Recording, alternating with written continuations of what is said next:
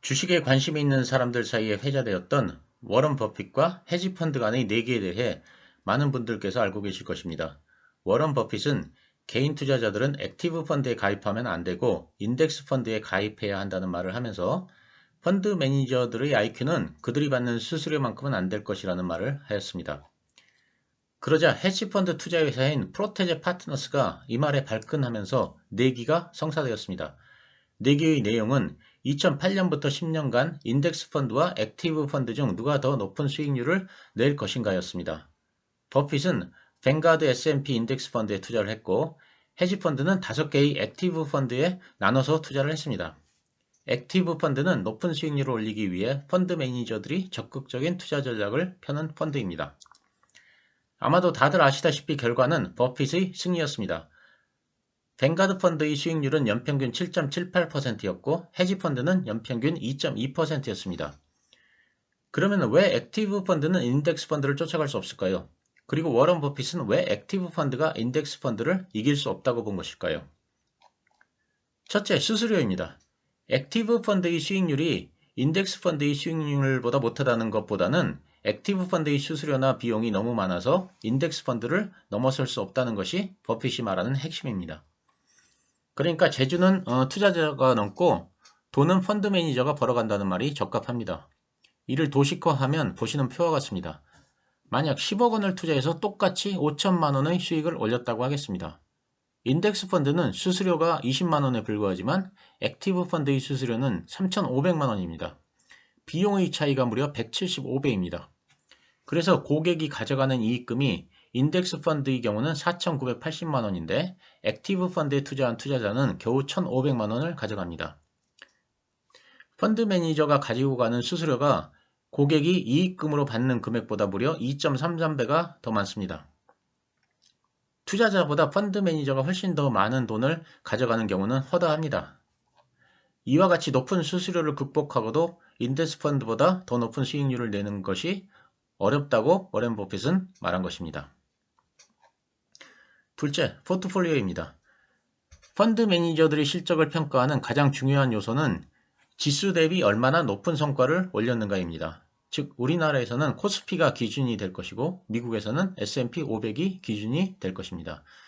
코스피나 S&P 500 대비 성과가 좋으면 실력 있는 펀드 매니저이고 그렇지 않으면 실력 없는 펀드 매니저가 되는 것입니다. 예를 들어 소신이 있고 실력도 있는 펀드 매니저가 있다고 가정해 보겠습니다. 그래서 자신의 소신대로 포트폴리오를 구성했습니다. 그런데 아무리 좋은 주식을 포트에 편입했다 할지라도 곧바로 오르는 경우는 거의 없습니다. 시간이 걸립니다. 하지만 만약 몇 달 동안 성과가 좋지 않게 나오면 투자자들이 돈을 빼갈 것이고 회사에서도 펀드를 빼앗아 다른 펀드 매니저에게 넘길 것입니다. 그렇게 되면 펀드 매니저가 일자리를 잃고 쫓겨날 수도 있습니다. 그래서 펀드 매니저들은 평가의 기준이 되는 코스피나 S&P 500에 근접한 수익률을 내야 일단 일자리를 지킬 수 있고 펀드도 계속 운영할 수 있습니다. 일단 펀드를 운영해야 그 다음도 있는 것입니다. 그래서 시장 평균 수익률에 근접한 수익률을 낼 수 있도록 포트폴리오를 구성하는 안전한 전략을 짤 수밖에 없습니다.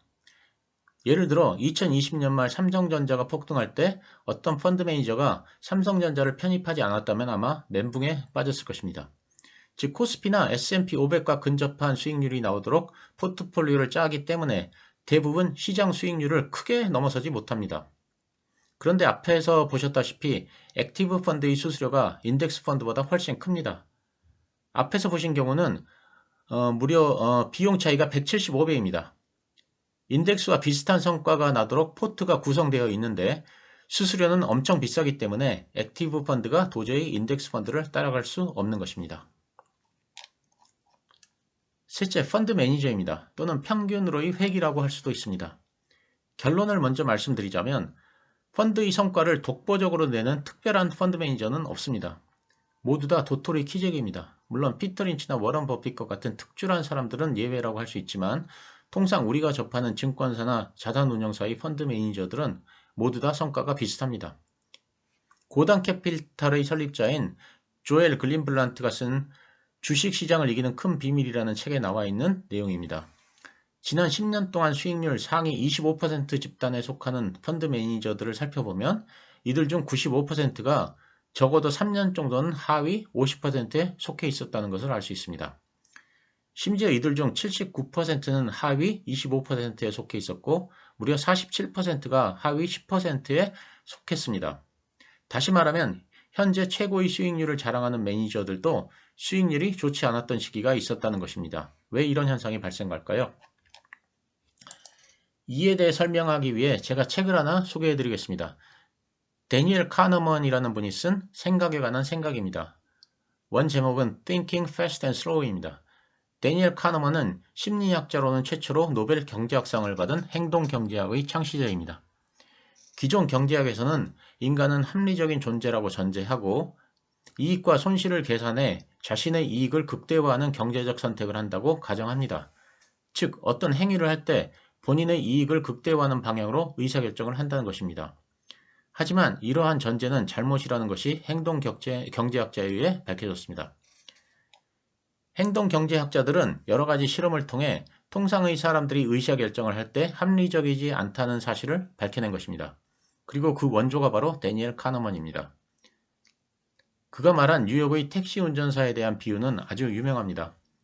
비가 오는 날에는 택시를 타려는 손님들이 많고 날씨가 화창한 날에는 택시를 타려는 손님들이 없습니다.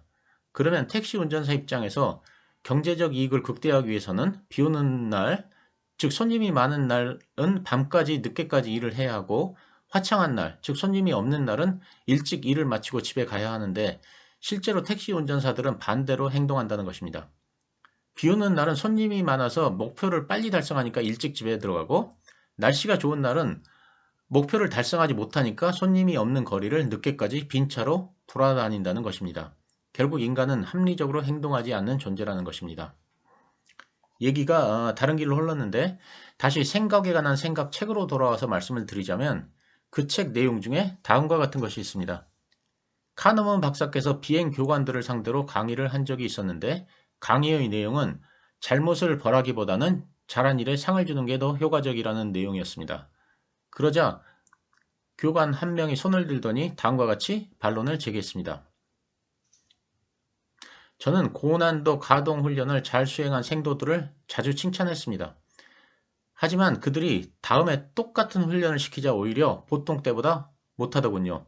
반면 성과가 좋지 못한 생도의 귀에 대고 고함을 지르면 대부분 다음에는 더 잘합니다. 그러니 우리에게 보상은 효과적이지만 처벌은 비효율적이라고 하지 마십시오. 반대의 경우가 있으니까요. 이렇게 교관이 얘기를 한 것입니다. 그러자 카너먼 박사는 교관의 말을 반박하는 대신 분필을 가지고 바닥에 목표물을 표시했습니다. 그리고 강의를 듣던 교관들을 앞으로 불러내서 등을 돌린 채 서서 목표물을 보지 말고 동전 2개를 연이어 던지라고 요청했습니다. 그리고 동전들과 목표물 사이의 거리를 측정한 후 칠판에 각 교관이 던진 2개의 동전과 목표물의 거리 차이를 적었습니다. 그 다음에는 첫 번째 동전을 던졌을 때 가장 좋은 결과를 얻은 사람부터 가장 나쁜 결과를 얻은 사람까지 순서대로 결과물을 다시 썼습니다. 대체로 처음에 가장 목표물에 가까이 동전을 던졌던 교관들은 대부분 두 번째 동전을 잘 던지지 못했고 처음에 잘 던지지 못했던 교관들은 두 번째 던질 때는 처음보다 목표물에 더 가깝게 던졌습니다. 이를 평균의 획이라고 합니다. 교관들의 동전 던지기 실력은 비슷합니다. 그래서 첫 번째 동전을 목표물에 가장 가깝게 던졌던 사람은 두 번째에는 아무래도 첫 번째보다는 목표물로부터 더 멀리 던졌고 반대로 첫 번째 동전을 목표물에서 가장 멀리 던졌던 교관은 그 다음번에는 아무래도 첫 번째보다는 잘 던진 것입니다. 즉 동전 던지기를 여러 번 하면 모두 비슷한 성적을 냅니다. 펀드 매니저도 마찬가지입니다. 처음에 좋은 성적을 내면 나중에는 처음보다는 더 나쁜 성적을 낼 가능성이 크고 처음에 형편없는 성적을 내면 나중에 점점 더 좋은 성적을 낼 가능성이 커지는 것입니다. 펀드 매니저들의 실력이 비슷하기 때문입니다. 그렇기 때문에 결국 펀드를 오래 운영하다 보면 모두 평균적으로 비슷한 성적을 내게 됩니다. 대형 기관 투자자들이 매니저를 선택할 때 최근 수익률을 기준으로 삼는다고 합니다. 그들은 시장 평균을 하회하는 수익률을 기록한 매니저들에게서는 투자 자금을 회수합니다.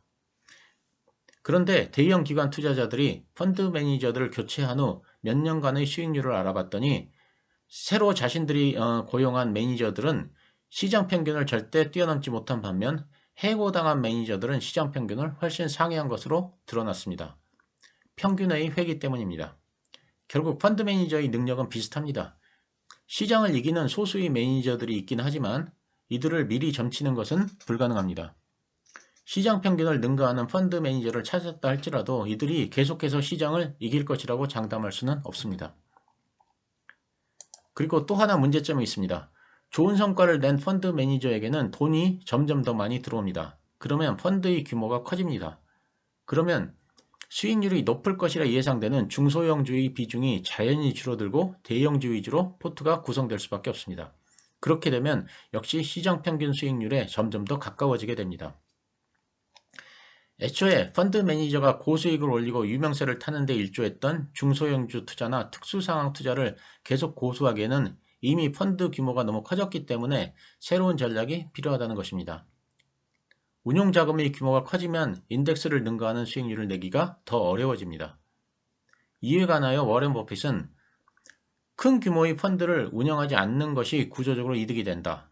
나는 100만 달러를 투자해서 매년 50%의 수익률을 낼 수 있을 것이라고 생각한다. 아니 그럴 수 있다. 이는 내가 보장한다. 라고 비즈니스 위크와의 인터뷰에서 밝힌 바 있습니다.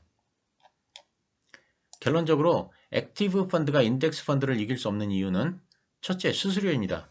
이것이 가장 큰 요인이라고 할 수 있습니다. 이렇게 많은 수수료를 지급하고 인덱스 펀드를 이기기는 어렵습니다.